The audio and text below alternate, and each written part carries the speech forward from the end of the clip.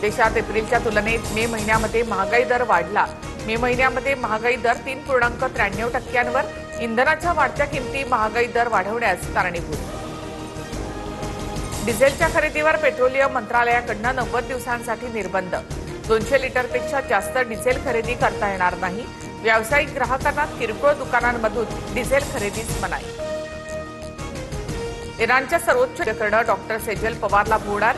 KEM medical कॉलेजकडून निलंबनाची शक्यता। 2 सदस्यीय चौकशी समिती स्थापन। नेटच्या परीक्षेमध्ये विद्यार्थ्यांना 15 मिनिटं अधिकची मिळणार।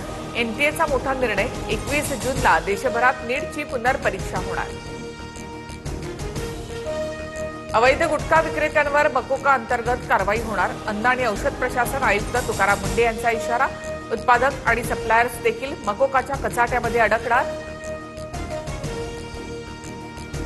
बंधू अशोक खरात प्रकरणात उज्ज्वल निकम सरकारी वकील। सरकारकडून विशेष सरकारी वकील म्हणून नियुक्ती। नागपूर शहरातील काही भागामध्ये पावसाच्या सरी। विजांच्या कडकडाटासह पावसाची हजेरी। अचानक आलेल्या पावसामुळे नागरिकांची तारांबळ। गोंदिया जिल्ह्यामध्ये जोरदार पावसाची हजेरी। वादळी वाऱ्यामुळे नागरिकांची तारांबळ। धान कापणी अंतिम टप्प्यात असल्यामुळे शेतकरी चिंतित।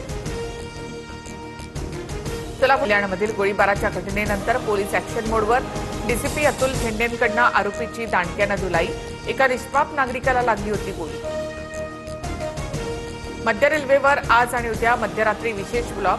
आज रात्री 1:15 ते पहाटे 4:15 वाजेपर्यंत ब्लॉक असेल। शिव रेल्वे स्थानकाजवळील उड्डाणपुलाच्या तुळ्या उभारण्याचं काम होणार।